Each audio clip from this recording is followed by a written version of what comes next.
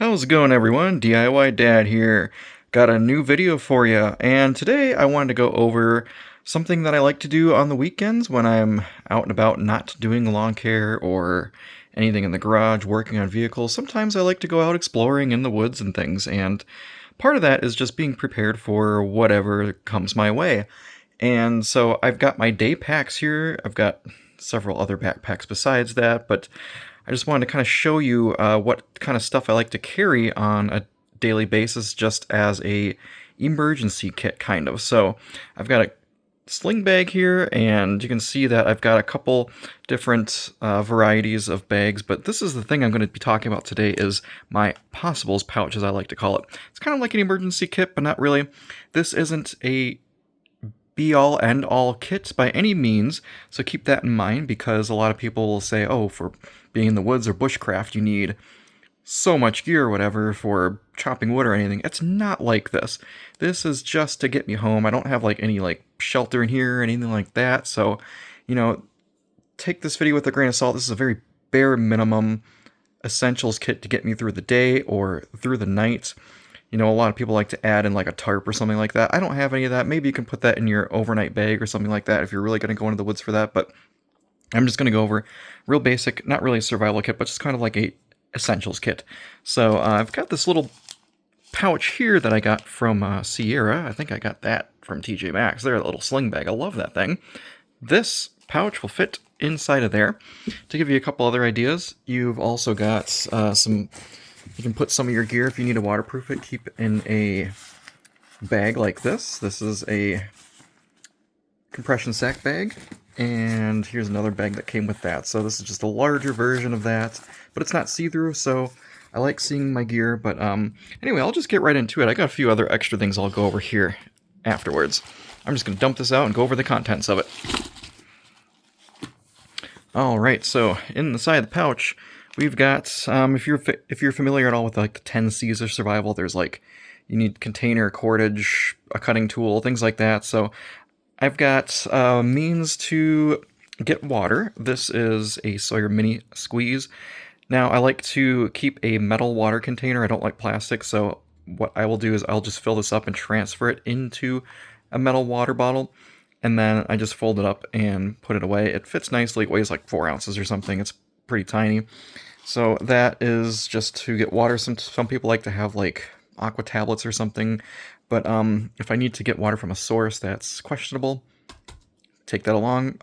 Another option if you live in an urban environment is to get a Silcock key. It's just like a little 4-way key that you can unscrew municipal water supplies, like going into public buildings and stuff, or sometimes they don't have the valve spigot. There's like a little key on the end, and you can turn those knobs and you can get water flowing.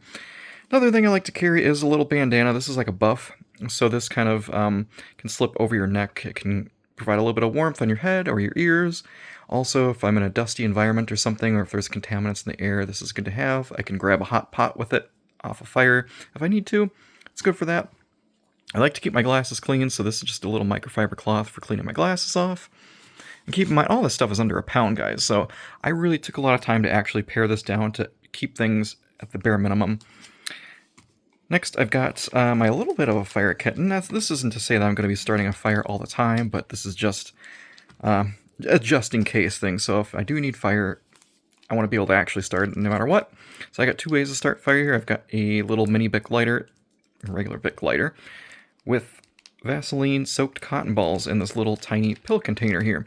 This is going to get fire started 99% of the time, unless you're in really bad conditions, but failing this, if the Bic doesn't work or something, even if it's out of fluid, you can still usually get a spark pretty easily. So it's good to have that, but as a backup, I've got this ferro rod wrapped up here, and I didn't want it jingling around my pack, so I put a little Ranger band around there. And let's see what else for navigation. I've got this little tiny compass. This isn't a huge navigation compass like you get for doing mapping, but it is good just for kind of knowing what way you're going. So it's like a little Sunto button compass, and it's got a clip to put onto a watch band, which is pretty cool.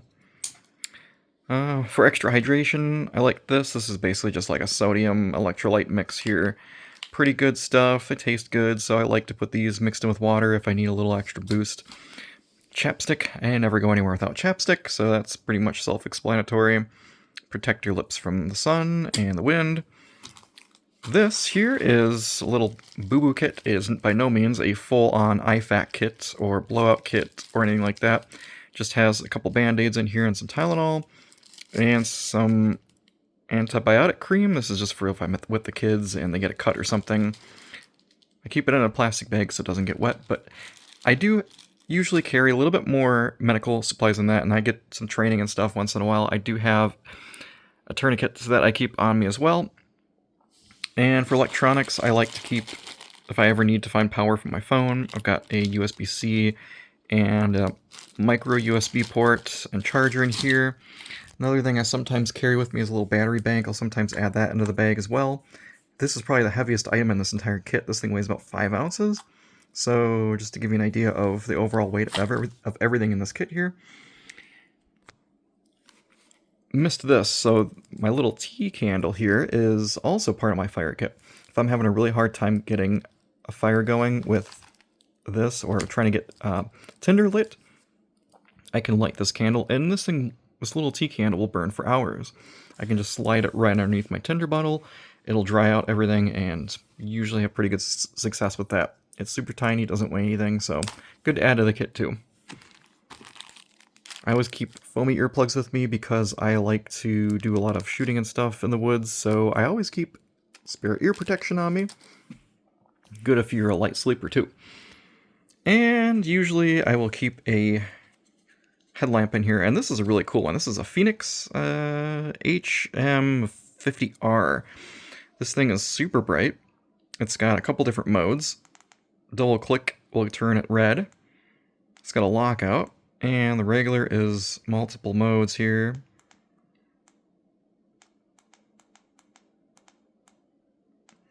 And I could slide it off of this, and I can just clip it onto my belt and take it with me like this. And it turns into just a regular old right angle flashlight with a magnetic base. Pretty cool. Phoenix makes good stuff, guys. That is pretty much everything I carry with me all the time. This bag will go into any of my backpacks, and if I do want to add more, I do have a couple extra things that you could add to, larger battery bank if you're going to be gone for a couple of days. Some people like to have knives or multi-tools. This thing's pretty huge and bulky, but it is a locking fixed blade. Not fixed blade, but it is a folding locking blade with a little saw on it. This is a Victorinox Ranger grip. I like this thing. I put an orange loop paracord on here, so if I drop it in the woods, it's a little bit more visible, easier to see. So, little trick, I just put a little loop on there just to find it. A little bit smaller version of it there, and sometimes people like to carry Leathermans. This is a Leatherman rebar. Really solid tool. Also, it weighs a lot. I don't always need a full pliers and full multi-tool when I'm just walking around in the woods or in an urban environment. They're handy, sure, but necessary? I don't know. You could probably get away without it. So, besides that, couple seasonal things. Mosquito repellent. This is worth its weight in gold in the summertime. And some people like to carry some rope or cordage. I stopped carrying this because I'm not building shelters or lashing anything in the woods together. Sometimes if you need to lash some sticks together, this is going to have bank line or paracord, but again, it's bulky, kind of heavy. I decided that I don't need it in this little tiny kit. Maybe I'll throw it in my backpack if I'm going on a multi-day adventure in the woods, but don't need it. And all that zips up, and I've got a little hanging thing on here, and I can kind of have it inside of my backpack. It works great for that, so a little bit of information here, guys. Hopefully you found this useful. If you got any feedback or anything, leave a comment below. Leave a like, and let me know if you guys got any questions or feedback on this. I always love to engage with all my viewers and everything in the comments section. Appreciate you guys watching today. Until next time, thanks for watching.